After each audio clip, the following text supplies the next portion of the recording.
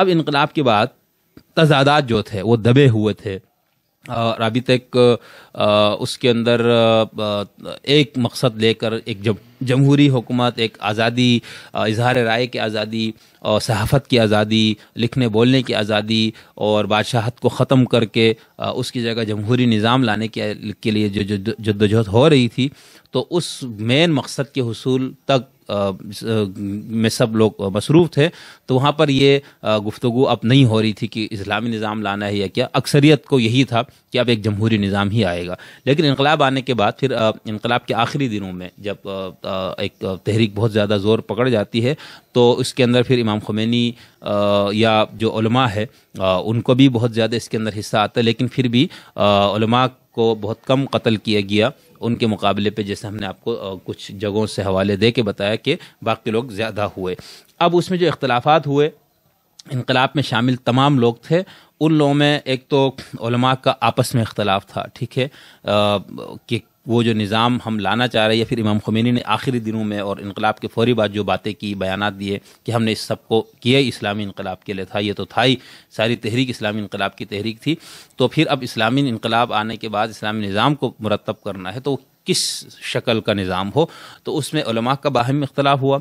اچھا، اس نعرے اور نظریے کی وجہ سے پھر جو سوشلسٹ تھے، جو ترقی پسند تھے، جو بائیں بازو کے تھے، اور جو لبرلز تھے اور جو سیکولر تھے، ان کا یعنی ایک آپس میں ٹکراؤ ہو گیا. ٹھیک ہے، علماء کا طبقہ ان کا لبرل اور سیکولر اور بائیں بازو والوں سے، اور پھر خود علماء کا باہم اختلاف. اب اس کے اندر پھر جس انداز سے مخالفین کو ختم کیا گیا، اور خاص طور پر جو سیکولر لبرل تھے، اور بہت زیادہ جن کے ساتھ انقلاب کے فوری بعد ظلم اور جبر اور بہت زیادہ زیادتیاں جن کے ساتھ کی گئی تاریخ میں،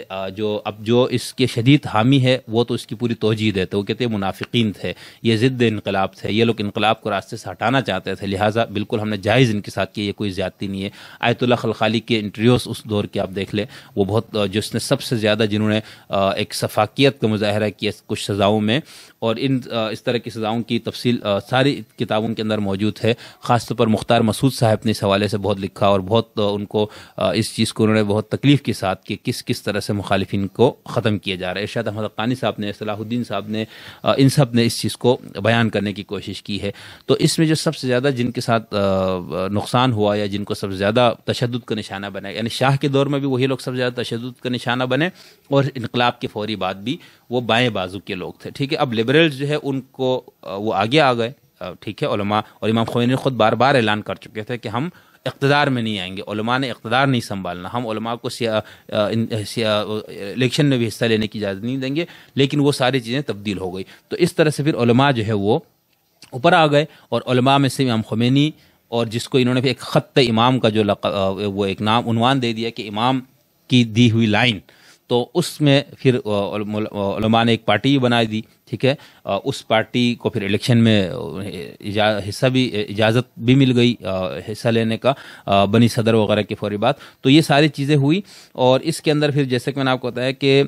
خود اب یہاں پر سیکولر، لبرل اور علماء، اور بائیں بازو اور علماء، اور ان کا جو تضادات ہے وہ سب آپ کو یہ اچھی سی کتاب اس حوالے سے جتنے لکھی گئی، ہم اس حوالے سے کچھ کتابوں پہ تبصرے بھی انشاءاللہ کچھ پیش کریں گے اگر آپ لوگوں کو اس موضوع سے دلچسپی ہے تو ان میں آپ کو یہ چیز نظر آئے گی. ٹھیک ہے، کسی نے اس کو بہت بڑا چڑھا کے بیان کیا، کسی نے اس کو بالکل ایک ہلکے پھلکے یہ جیسے کہ کچھ ہوا ہی نہیں، اور کچھ نے ایک اس کو معتدل رکھ کے بیان کرنے کی کوشش کی. تو ہم ان سب اختلافات کو تو اب بیان کرنے کا ہمارے پاس وقت بھی نہیں ہے، ہم نے تھوڑا سا اس گفتگو کو تھوڑا سا بہت طویل ہو گئی ہے، تو اس لیے ہم یہ دیکھتے ہیں کہ خود علماء کا آپس میں کیا اختلاف تھا، اور اس اختلاف کی وجہ سے کس طرح سے امام خمینی جو ہے وہ جو ابھی تک جو ایک متفقہ لیڈر بن گئے تھے اور پوری قوم کے لیے ایک رہنما بن گئے تھے مصطفیٰ کمال کی طرح یا قائد اعظم کی طرح، لیکن انقلاب کے بعد وہ چونکہ خود مداخلت ان کی شروع ہو گئی، یعنی ایک طرف بنی مہدی بازرگان کی حکومت قائم ہے، دوسری طرف قم سے ساری مداخلتیں ہو رہی تھی، تو بازرگان نے پھر اس تنگ آ کے استعفیٰ بھی دیا، پھر بنی صدر کو لایا گیا، تو ان کے ساتھ بھی یہ مسئلہ ہوا، کیونکہ طاقت کے دو بڑے مراکز تھے، دو جگہوں سے فیصلے آتے تھے. ٹھیک ہے، سیاسی جو حکومت تھی وہ کوئی فیصلہ کرتی، ادھر سے پھر امام خمینی کی طرف سے اس کی مخالفت، تو یہ بہت تضادات کا ایک مرحلہ تھا جس کے اندر یہ سارا کچھ ہو رہا تھا.